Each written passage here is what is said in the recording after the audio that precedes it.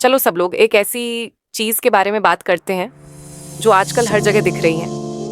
मैं artificial intelligence की बात कर रही हूँ या एआई, जैसा आजकल के स्कूल्स बच्चे बोलते हैं।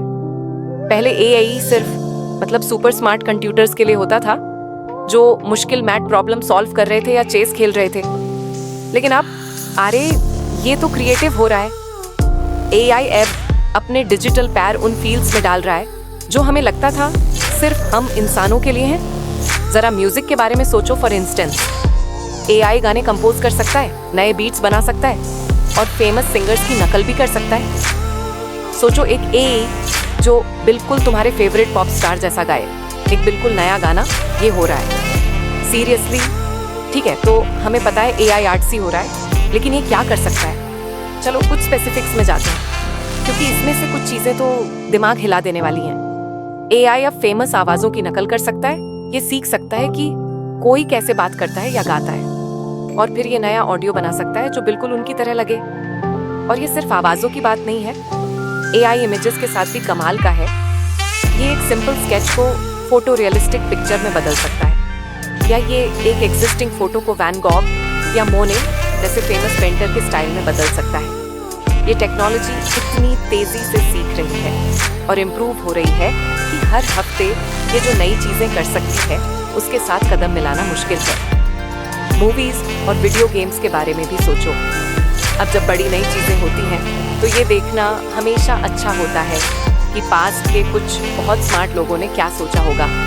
चलो कुछ फिलोसॉफिकल व्यूज लाते हैं। जिद्दू कृष्णमूर्ति ने इस बारे में बहुत बात की कि सच्ची क्रिएटिविटी आजादी से आती है, दुनिया को बिना अपने जजमेंट्स और कंडीशनिंग के देखने से।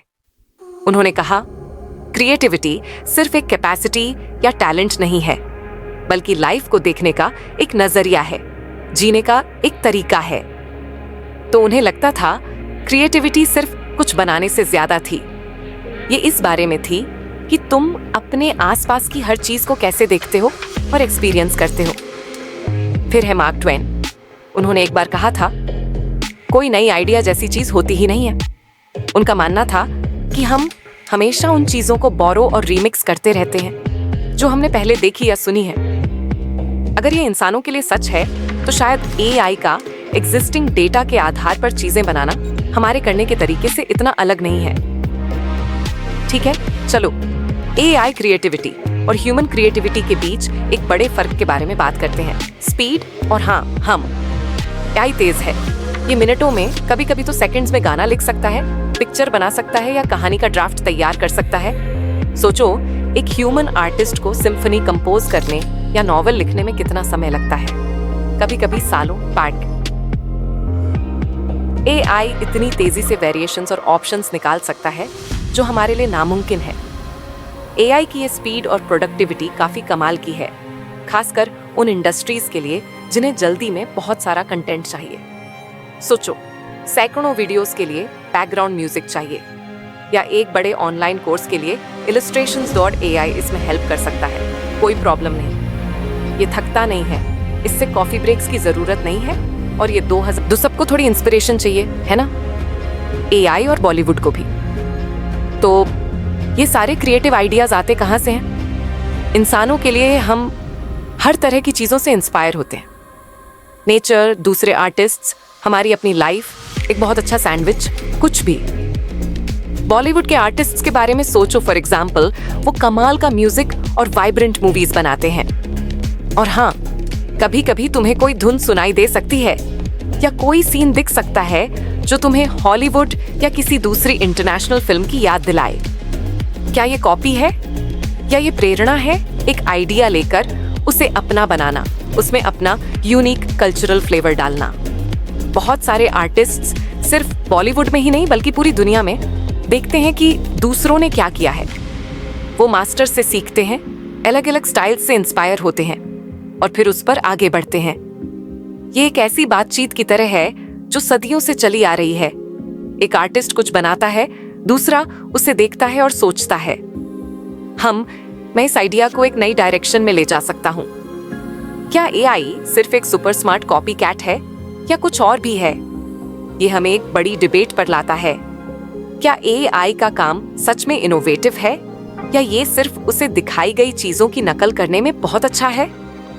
क्रिटिक्स अक्सर कहते हैं कि क्योंकि एआई मौजूदा ह्यूमन मेड आर्ट, म्यूजिक और टेक्स्ट से सीखता है, तो ये सिर्फ उन चीजों को रीअरेंज या मिमिक ही कर सकता है। ये कुछ सच में नया नहीं बना सकता, कुछ ऐसा जो सच्ची समझ या ओरिजिनल सोच से आए, क्योंकि इसमें इंसानी समझ या सोच नहीं है। ये उस तोते की तरह है जो शब्दों को परफेक्टली रिपीट कर सकता है, लेकिन समझता नहीं कि वो क्या कह रहा है। जरा सोचो, अगर कोई एआई वैन गॉग के स्टाइल में पेंटिंग बनाता है, तो वो इसलिए क्योंकि उसने वैन गॉग की हजारों पेंटिंग्स को एनालाइज किया है और उसके ब्रश स्ट्रोक्स, उसके कलर पैलेट्स, उसके सब्जेक्ट सीखे हैं। ये एक कमाल का टेक्निकल अचीवमेंट है, इसमें कोई शब्द नहीं। लेकिन वैन गॉग अपनी आत्मा से पेंट करते थे, दुनिया को देखने के अपने यूनिक और अक्सर परेशान नजरिए से। क्या एआई उस आत्मा की नकल कर सकता है, या ये सिर्फ सतह स्टाइल की नकल कर रहा है? यहां पर इमिटेशन का आर्गुमेंट मजबूत हो जाता है।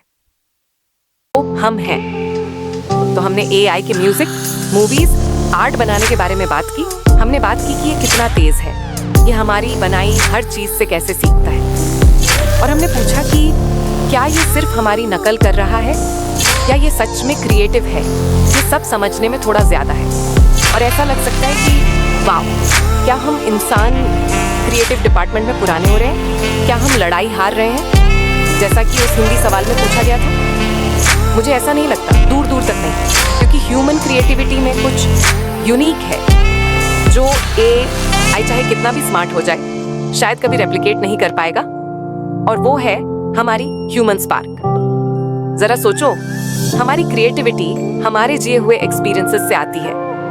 आपका क्या कहना है? कमेंट में बताइए। लाइक और सब्सक्राइब करना ना भूलें।